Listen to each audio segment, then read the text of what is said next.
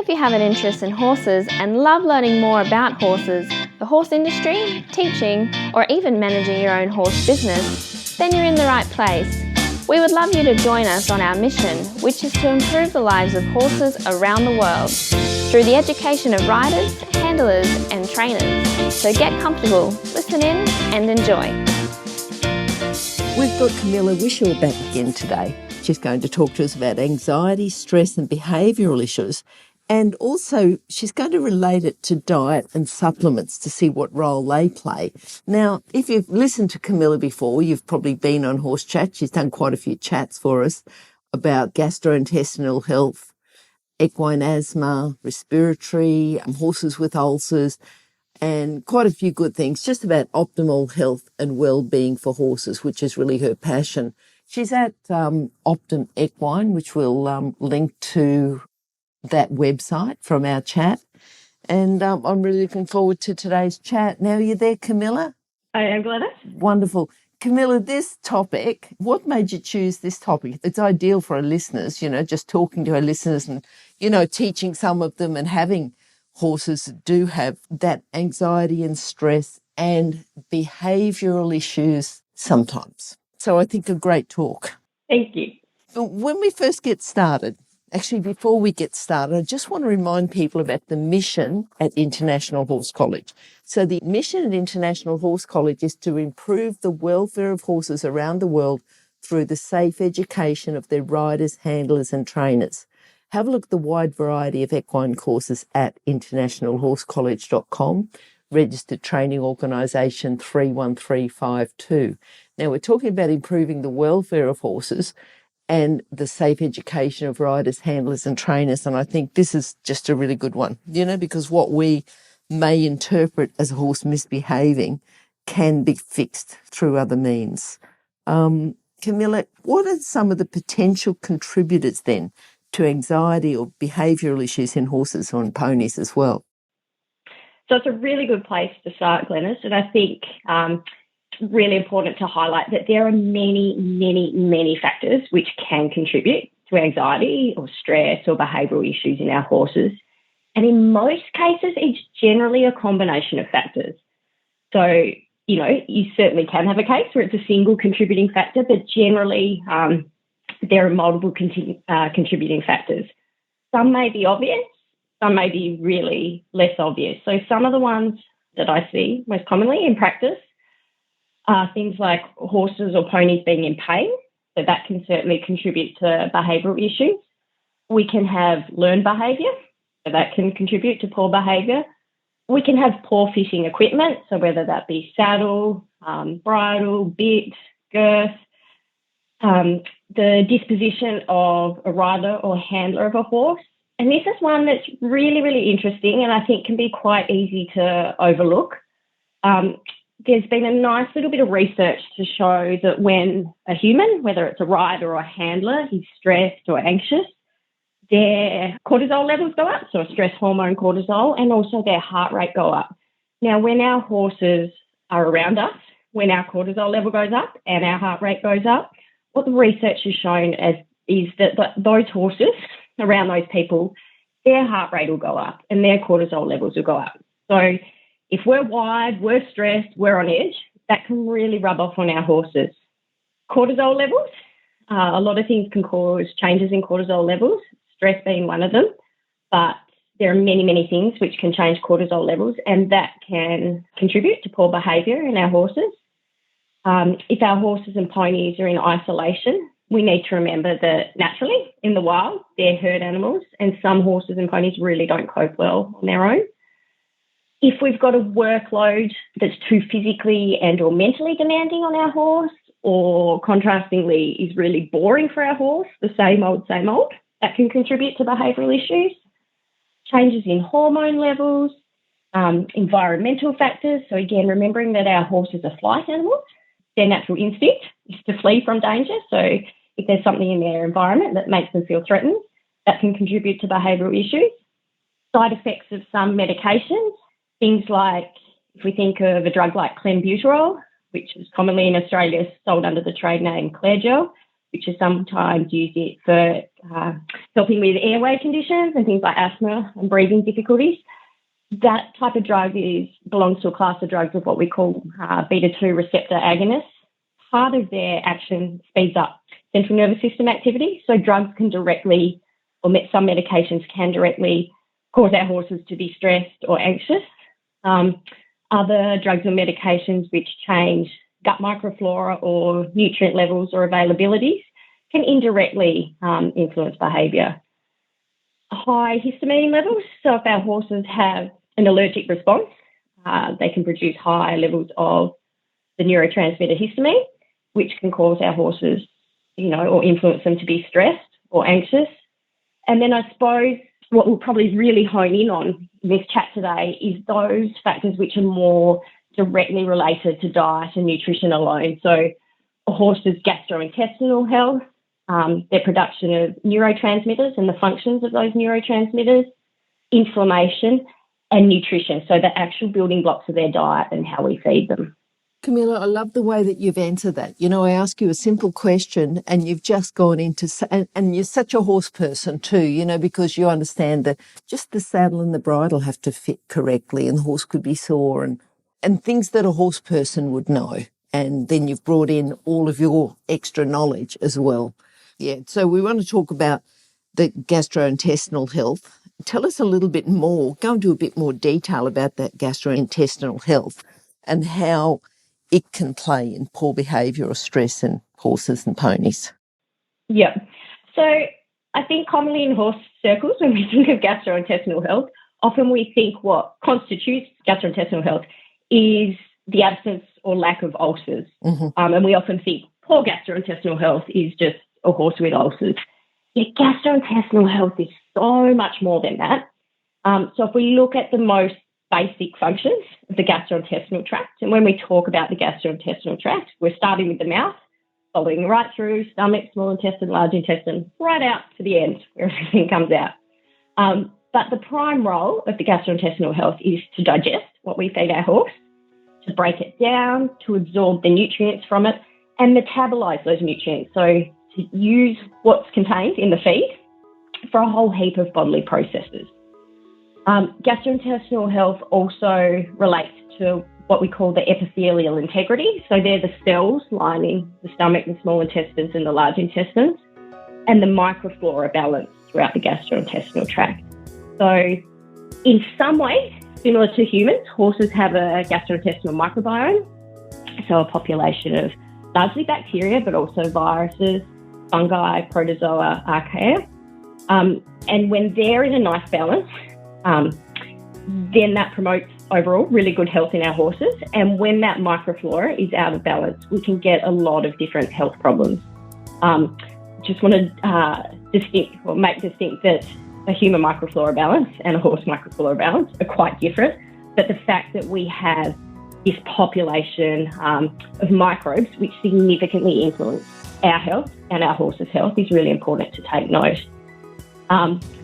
On that too, the gastrointestinal health is responsible for about anywhere from 60 to up to 90% we're finding now of the production of neurotransmitters. So neurotransmitters are natural chemical messengers produced in our horses' bodies, ours too. Things like serotonin, dopamine, GABA, and a whole host of others, and they significantly influence a horse's behaviour, motor control, learning ability, temperament, disposition. We know that there's a gut-brain axis, so that microflora population in the gut communicates with the brain and vice versa. So what's happening in the stomach and in the gut, not just the stomach, so the gut, the small intestine, large intestine, really influences what happens in our horse's brain and how they behave. We've also got, or need to consider, inflammation. So inflammation within the gastrointestinal tract influences systemic inflammation, so levels of inflammation throughout the whole of the horse's body. And again, we know that anywhere from 60 to 80% of inflammatory mediators are produced in the horse's gastrointestinal tract. And if we've got a horse with inflamed gastrointestinal tract, changes in neurotransmitter production and function, then we can have a really not happy, a really stressed, anxious horse.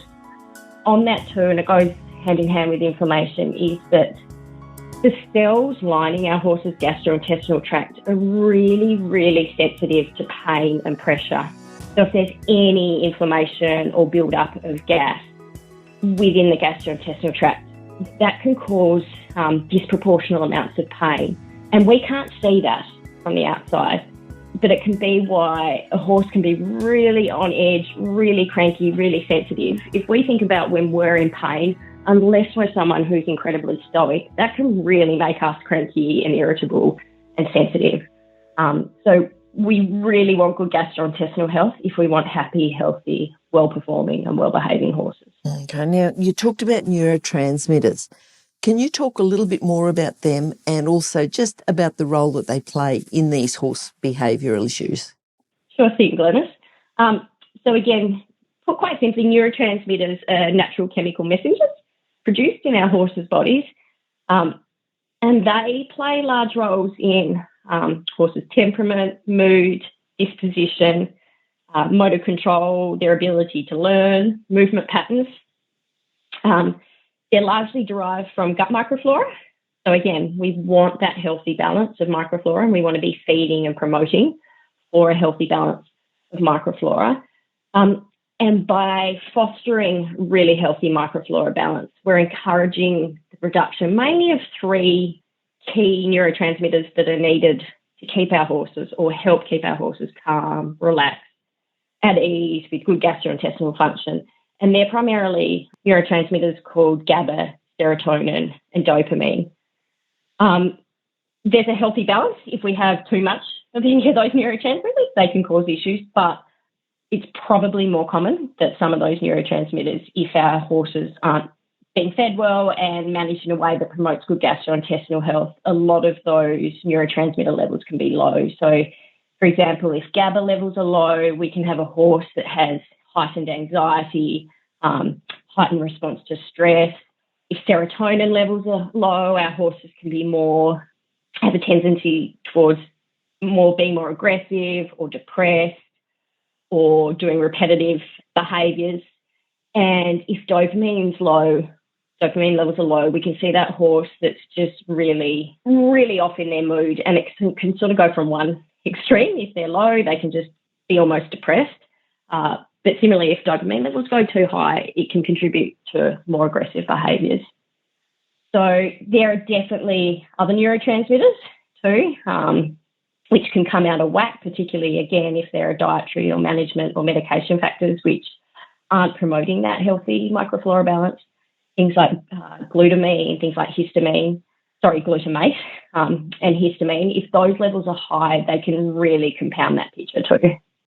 Okay, I love the way that I just answered such a simple question. You go into so much more depth than, and just give our listeners a sort of chat that they've just got to go, what did you say? And they've got to go back and re-listen to bits as well. Yeah. I suppose, in this age of social media and things like that, it's easy for people to say, this causes that.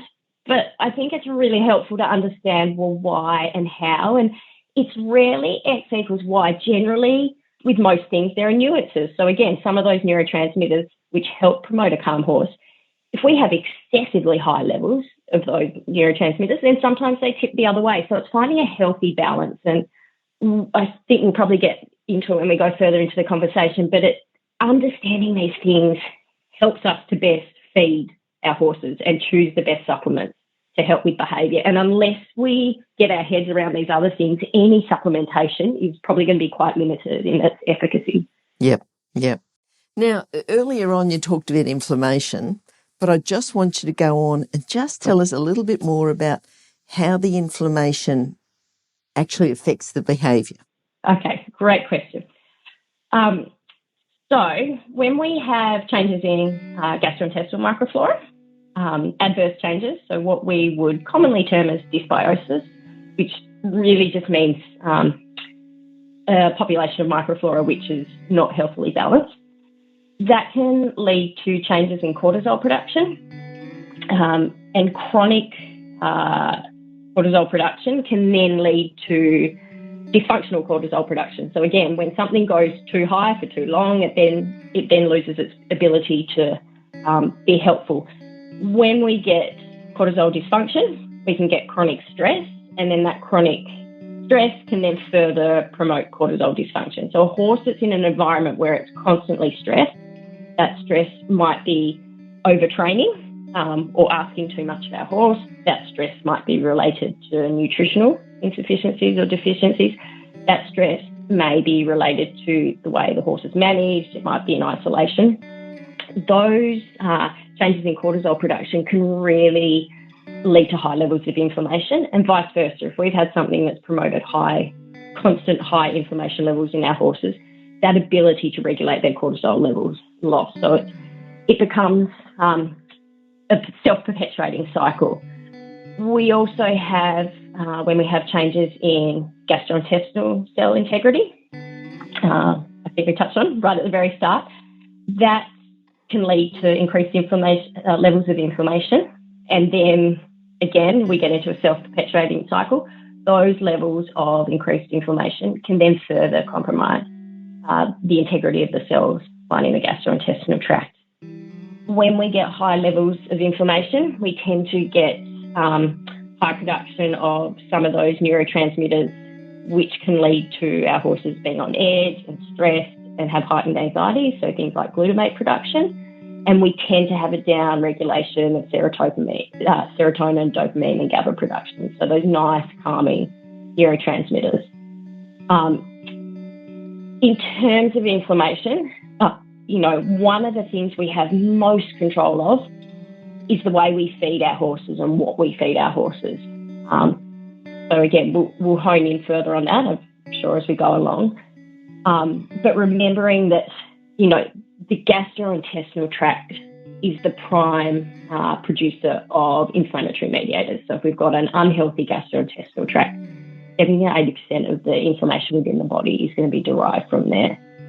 Two areas which are really important to be aware of and can catch people out in terms of inflammation, even if they're feeding a really good diet and their horses' management practices are really good, is supplementation of iron can lead to high levels of inflammation, particularly somewhere like in Australia, like us, where our soil and pasture levels tend to be naturally high in iron. If we go and give our horses blood building supplements or supplemental iron, blood builders, blood boosters, those excessive levels of iron can further perpetuate high levels of inflammation. So we want to be really careful around that.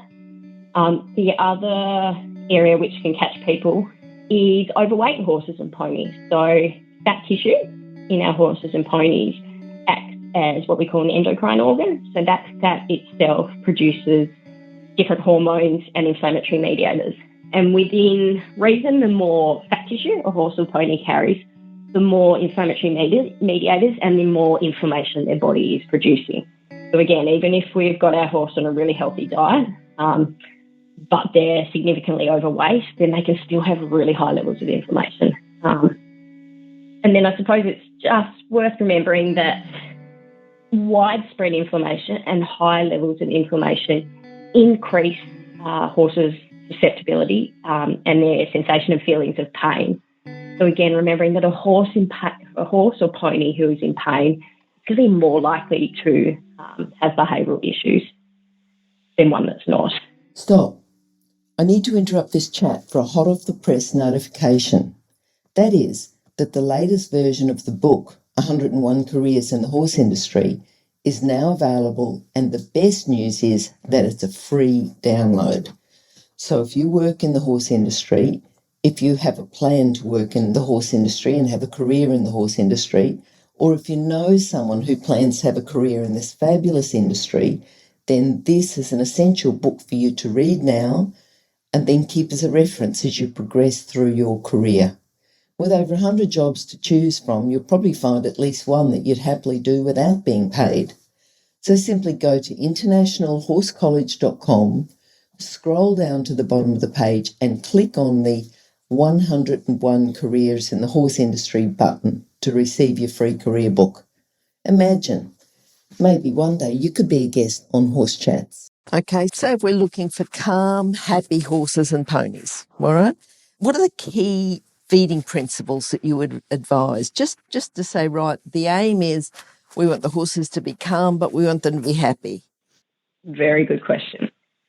Definitely. So we want to start with the basics, and that is making sure our horses get enough fibre, particularly long stem fibre. So that fibre found in hay. That long stem fibre is absolutely critical to promote and feed that healthy balance of microflora. So again, remembering those microflora play roles in those neurotransmitters. They have those important roles in inflammation.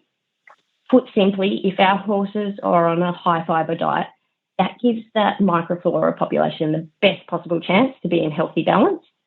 That in turn can help promote those calming, relaxing, happy neurotransmitters, can help keep inflammation at bay or at minimum.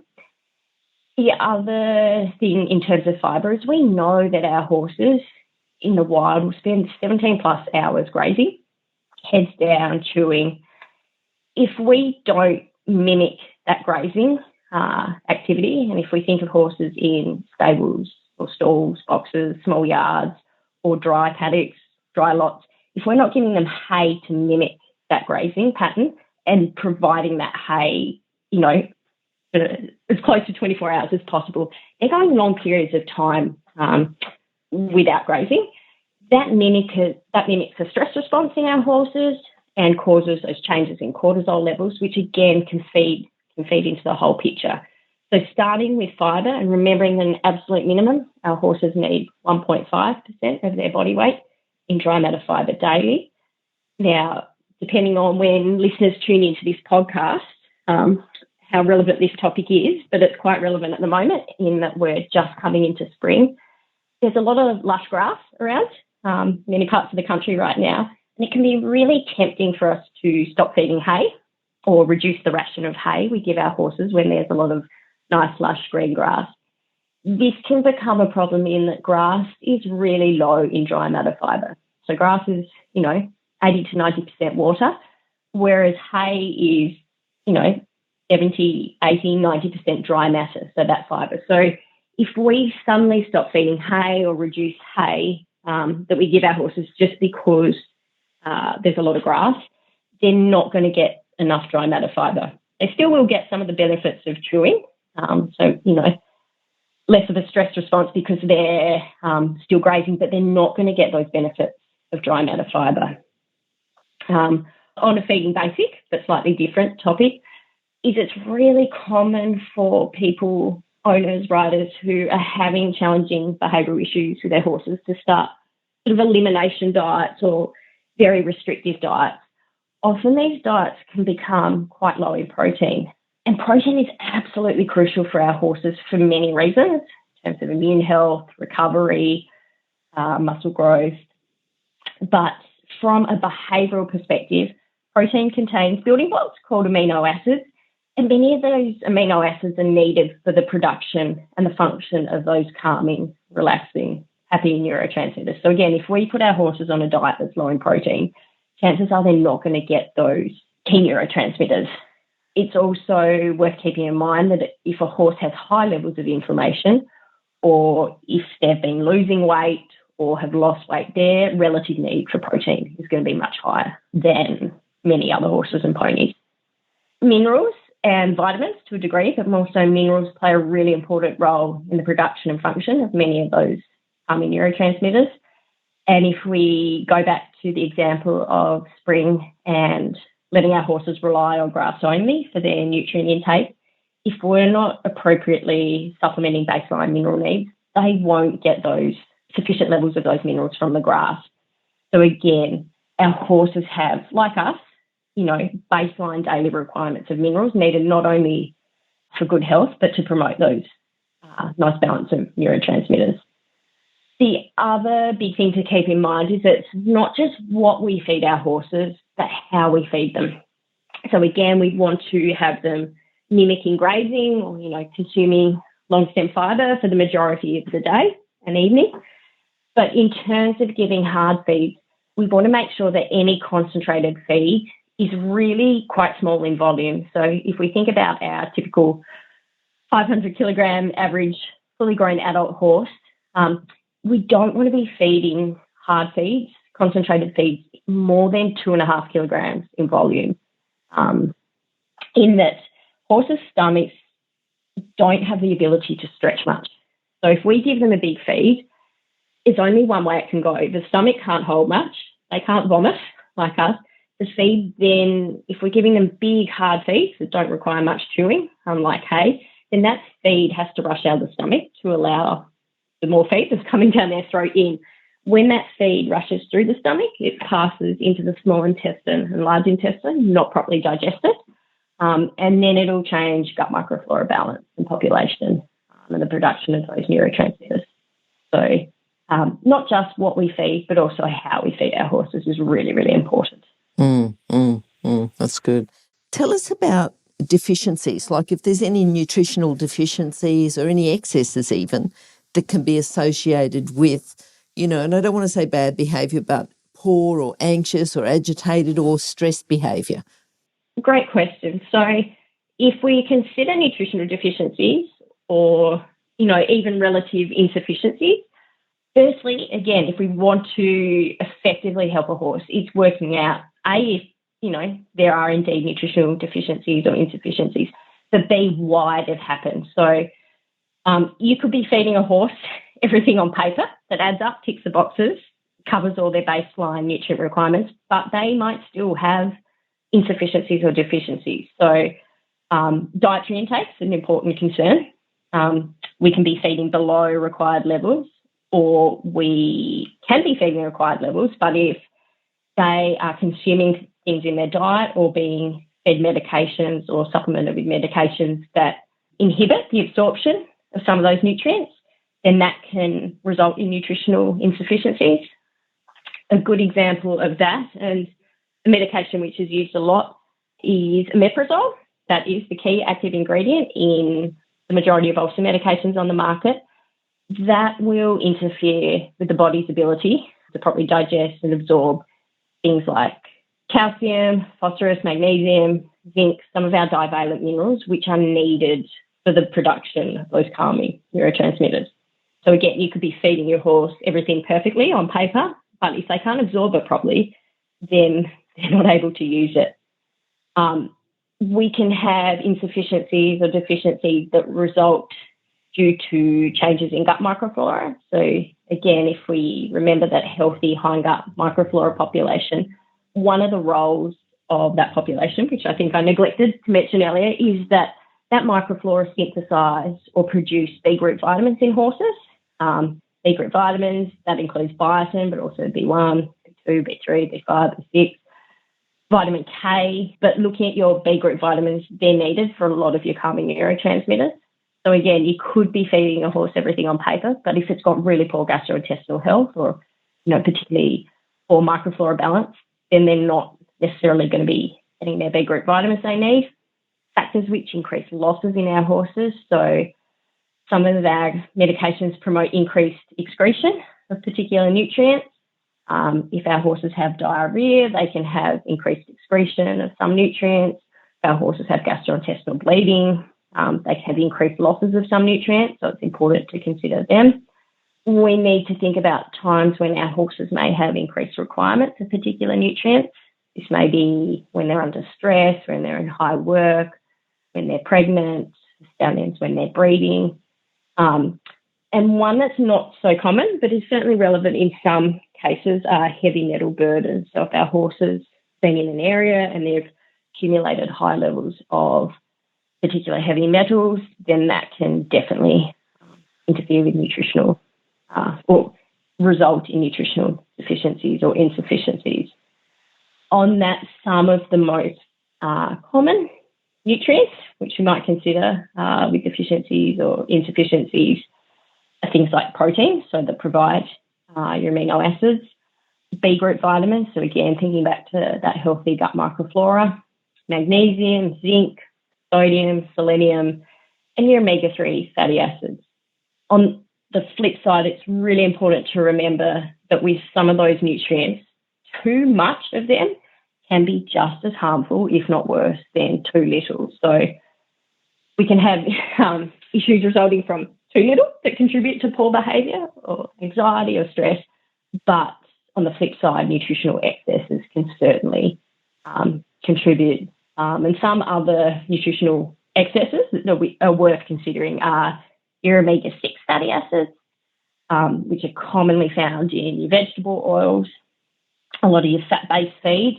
We have high levels of omega-6 fatty acids and relatively low levels of omega-3 fatty acids, then that certainly plays into the production of neurotransmitter production and function. If our horse has high levels of iron in their diet, and that's not properly accounted for, that can certainly contribute. Oxidised or rancid fats and oils can certainly be an excess that drives inflammation and plays into that whole behavioural picture. And the other major one probably is starch and undigested starch. Corn is definitely the worst offender here. But, our horses' digestive tracts aren't made for large amounts of starch, and particularly if we're giving starch in large feed, that feed's rushing through the stomach, not having time to be properly digested in the small intestine, and then lands in the large intestine, undigested. That ferments there and changes that microflora population. And the only thing that should ferment in the hindgut and that we want to ferment in the hindgut is fibre. Fibre is beneficial to ferment in the hindgut, but starch by no means is. Just on that, those nutritional excesses and deficiencies, those ones I mentioned are by no means conclusive, but they're some of the ones that I most commonly see in practice. Okay, what about, we see them advertise the grain-free and the low-starch feeds that are promoted to help with horse behaviour. So should we be using those or not using those? And tell us a little bit more about those. That's a really good question, Glenys. What we need to be aware of in terms of that is that, by and large, companies will promote their products to sell them. They're in a business. Their business is to make money and sell their products. Now, a lot of products on the market that advertise as being grain-free or low starch can often contain what we call meal run, meal mix, or grain byproducts. Meal run and meal mix and grain byproducts, the name grain byproduct suggests, are leftovers from the processing of grain. So any product that contains those is not truly grain-free. And if you start reading the labels of a lot of feeds, plenty that claim to be grain-free actually contain those ingredients. The big thing that we want to consider with grains, and as I mentioned before, corn is the worst, is that large amounts of those grains and or grains that aren't micronized or cooked or extruded have really poor digestibility in our horses. So again, they'll rush through the stomach and the small intestine, end up in the large intestine where they ferment and change that microflora population and produce byproducts that promote inflammation. So that's the biggest consideration, and remembering that in turn will change neurotransmitter production and function and will cause more inflammation. It's also important to remember that when we get changes in that microflora production and function, that in itself can render the gastrointestinal tract lining more susceptible to compromised cellular integrity, so damage to the cells. The other thing about low grain-free or low-starch feeds, they tend to be quite high in fat. So something's got to replace the bulk of that grain in that feed, and it tends to be fat. Those fats, because of cost, of availability, those fats tend to be fats that are higher in omega-6 fatty acids. So again, remembering that when we have high levels of omega-6 fatty acids and relatively low levels of omega-3 fatty acids, that can drive inflammation and changes in the neurotransmitter production and function. So those are very much factors which we should keep in mind in terms of grain-free, low-starch feeds. There are certainly good grain-free and low-starch feeds on the market, but we really need to really examine what's in the ingredients, the quantities of the different ingredients, and know what we're looking for. So grain-free or low-starch feeds can be useful, but really honing in on the ingredients is key. I suppose the other thing that's worth considering is, with the individual horse we have, the workload they're in, do they actually need grain in their diet? We could argue that horses in really heavy training, some resources, for example, perform better aerobically, anaerobically on grain, a grain-based diet. But we really need to stop and consider, what nutritive value are grains playing in our diet. And if we choose to go down a grain-free path, just being really wary about what's in feeds and remembering that the job of feed companies and supplement companies is to sell their products, and they can get very, very clever at marketing. Yep. Okay. What about spring grass? Is it the myth that spring grass can make a horse or a pony go crazy, or is this just something that happens at that time of the year anyway? Great question again. And again, I hear so often in practice, spring grass has hit my horse or my pony's going nuts, going crazy. It's off its head. I would say, firstly, look at it holistically. So don't just blame one thing. Often, again, when we hit spring grass, we will also stop or reduce the amount of hay we give, again, because we think there's plenty of grass, so they probably don't need as much hay. But if we stop to think about spring grass, again, it's typically lush. It typically has a high water content and low long stem fibre content. So again, if we cut back or stop feeding hay and we rely on grass, we're not giving them that key fibre they need for that healthy microflora balance and the production of neurotransmitters.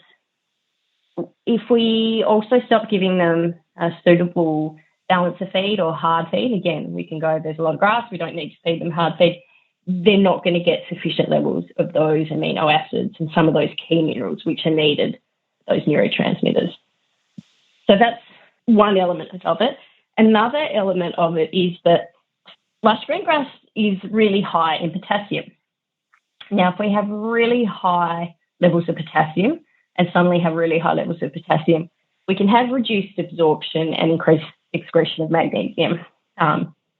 Magnesium is one of many minerals needed for some of those calming neurotransmitters. It's not the only one, but that can also play a role in there. So, yes, spring grass certainly can, but it's generally not just the grass itself. It's usually a combination of fibre, long-stem fibre, the absorption of minerals in association with those high levels of potassium. And look, some of our grasses, and particularly ryegrass that's come on strong after a cold winter, that can be really high in fructans, so a particular type of sugar or carbohydrate called fructans. Our horses can't digest or break down fructans, so fructans will pass into the hindgut where they will ferment and disrupt that healthy microflora balance. So again, we get that flow-on effect of changing neurotransmitter production and function. So spring grass can definitely contribute to poor behaviour, heightened anxiety or excitability in our horses, but it's generally multifaceted in how it can do that, and identifying which of those factors is influencing our horses is really important. Okay. What about the calming supplements? There's quite a lot on the market. Can you tell us a little bit about them? I'm sure there's some that are better than others, or are they going to work, not work? Just, go into a bit more depth about these calming supplements. Great question, Glenys.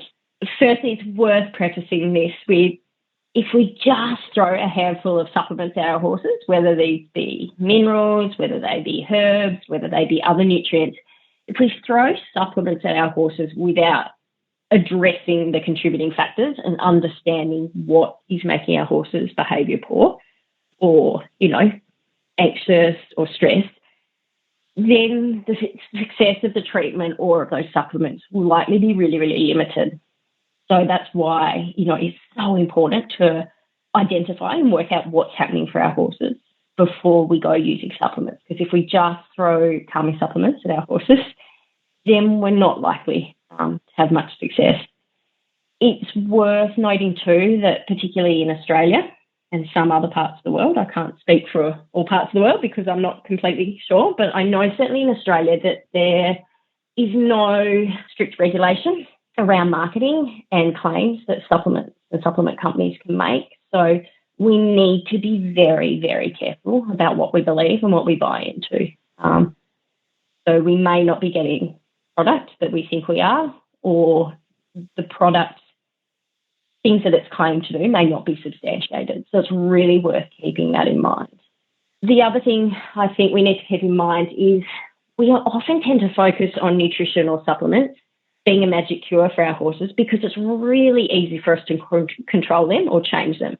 It tends to be much harder, much more expensive to address, if our tack's not fitting properly, if our saddle doesn't fit properly, if we're not feeding correct size meals, if we're not feeding sufficient hay, if we've got our horse in a stressful environment, if we're stressed, it can be much easier for us just to throw supplements or a supplement at our horse and think that will work rather than addressing the true factors. So it's, definitely worth keeping that in mind. And for those reasons, there's some of the many reasons why many supplements don't work or aren't really effective.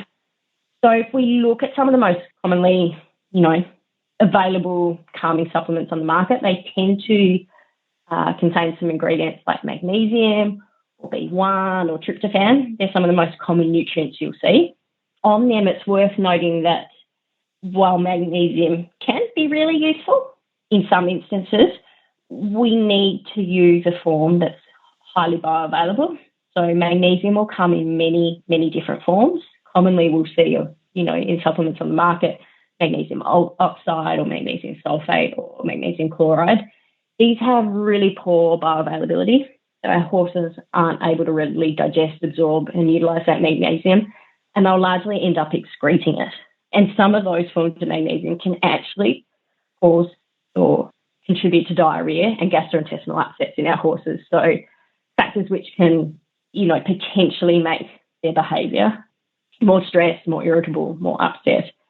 Something like magnesium too, we need to be really aware that if we go and give it to our horses, particularly in high levels and particularly long term, it will interfere with the uptake of other minerals which compete for the same receptor absorption sites.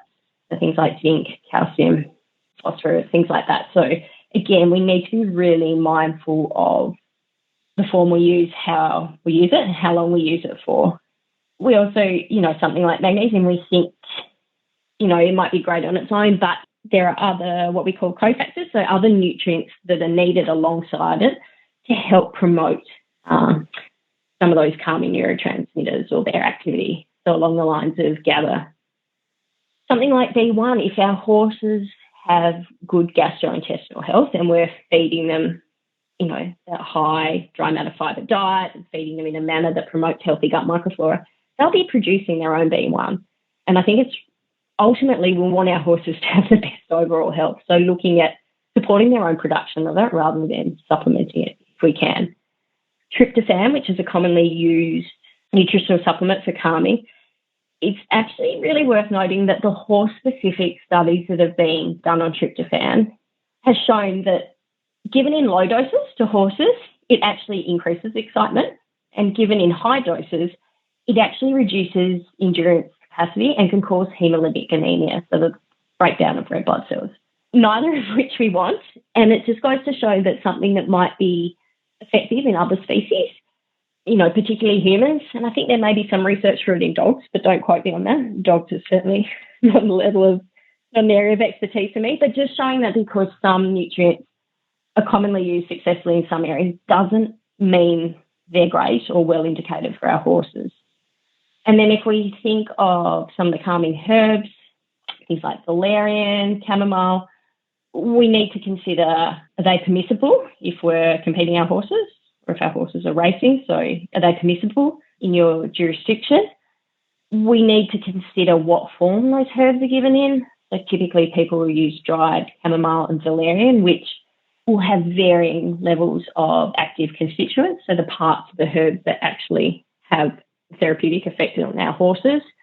We need to consider potential possible contraindications or when they're not suitable for horses. We need to consider potential allergens in those herbs. And if we're not sourcing herbs that are produced under strict TGA guidelines in Australia, then there's no control, again, that a product that claims to have valerian or chamomile or a particular herb in it necessarily has that herb of that quality. So just being really mindful that throwing herbs and supplements and even well-marketed products on our horses can be risky, can be dangerous to their health. It may be non-permissible and often is really just ineffective without understanding what's happening for our horse, using an appropriate dose and addressing the factors that are contributing to our horse's poor behaviour. You know, you've just given us so much information, Camilla. It's been great. So if we want to put all this into practice, if you've got something just to sum up that you can, you know, even if it's to get in touch with you or contact you directly, you know, for their individual horse, because you've sort of given us an overview, give us something to put it all into practice first and then maybe talk about getting in touch or contacting you directly. Yeah. So in putting it to practice, for any change to be really effective and to be targeted, we want to identify and address why there are behavioural issues in our horses. From my perspective, that's going to involve taking a thorough case history, looking at a horse's exact diet, looking at its workload, its training load, going through its medication history, looking at the supplements that the owner may have tried with it or that it's currently on. So getting all those pieces of the puzzle together to work out why that horse is indeed anxious or stressed. And in some cases, it will involve referral to a vet to see if there's underlying pathology or physical causes of pain. So firstly, identifying and addressing why it's happening in the first place. We want to implement those sound dietary basics. So again, I think if there's one thing you can take away from this talk that will help a horse's overall health in so many ways is making sure we feed it adequate fibre, so at least 1.5% of its weight in dry matter fibre daily. And when we're talking about dry matter fibre, we're predominantly talking about hay, that long stem fibre. It's really important to remember that we can't out-supplement a bad diet. So again, if we don't have sufficient fibre in the diet or if we're falling short on particular minerals, then no matter how much supplements we throw at a horse, you can't out-supplement that. We also can't out-supplement a horse that's not in adequate work long term. We can't go, here's a magic pill a magic supplement to make up for training that your horse needs that it's not having. And we can't out-supplement a poor trainer or rider mismatch. So again, we've got some beautiful, kind, gentle, caring, bomb-proof horses and ponies out there, which are terrific when we're starting riding or if we're nervy, if we've had a bad episode. But if we are a really nervy, anxious person or we're highly stressed, don't stop to breathe, going on a really sensitive horse or a younger horse or a horse, that's not so much of a bomb-proof horse or pony, then that can be a recipe for disaster and we can't effectively out-supplement that. So it's really worth keeping in mind. It's really important to remember that a lot of supplements have dubious quality. Supplements don't have to list what's in them unless they're a veterinary registered product. And on the flip side, they can list that they contain particular ingredients that supplement may not. So just remember that a lot of supplements have dubious quality. Remember that many companies, many products will have clever marketing behind them. So again, remember the job of supplement and feed companies at the end of the day is to make a profit and sell their product. So just keep that in mind. It's well worth remembering that even if we do use a poor quality product or we don't use it in suitable dose, if there's some part of us that believes it's helping our horse, we may see a visible effect. We may have a calmer, happier horse. And that's most likely to be a bit of a placebo effect because we think we're doing something that's helpful to our horses. Our own stress levels and anxiety levels and cortisol levels will go down. And as we chatted about at the very start of the podcast, when our stress levels, heart rate levels, cortisol levels go down, our horses do too. So if we're more relaxed, even if we're eating a poor quality supplement, then that can be enough to help relax our horses, particularly if their behaviour is closely associated to our anxious or stressed behaviour. Whenever we do use supplements, if they're well indicated, and by all means, I use supplements in terms of a lot of the prescriptions I do for horses. they can be very effective if they're prescribed and applied appropriately. So we want to be really strategic about how we use supplements in terms of the forms we use, the dosage we use, interactions that supplement may have, the time frame we use them for. But if we're really strategic with them when we use them, they can be really, really beneficial.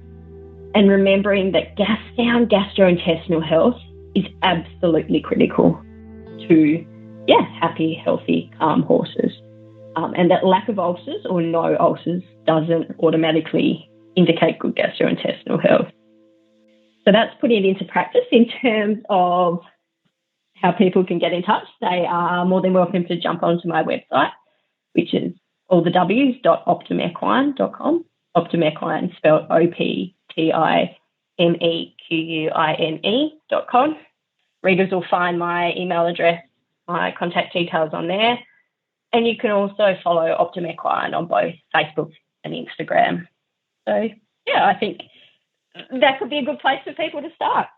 Okay, and if you've missed those details, remember to go to horsechats.com and you can search for Camilla or search for Whishaw. And at the bottom of Camilla's page, for this page, and not just that, but for her other pages as well, you'll get those contact details at the bottom of the page, and you'll be able to contact her through that way as well, just in case you haven't got a pen and you haven't written it down and you're listening, driving in the car or out with the horses or something else. So, Camilla, thank you. Thank you again. Really good chat, and I just think it's easy to just go, my horse is anxious or my horse is this or that. And you've explained all the reasons it could be, but, it could be something that you complement with diet too. So, we've talked about the diet and the supplements.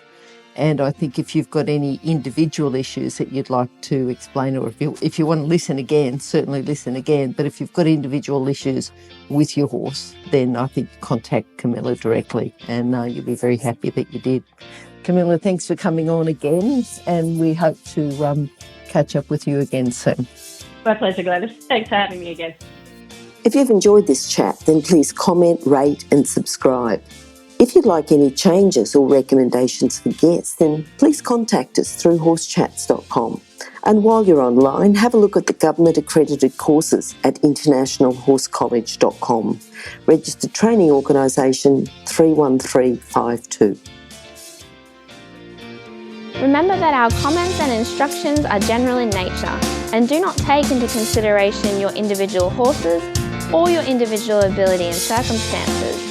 If you enjoyed this podcast, then please leave your comment below.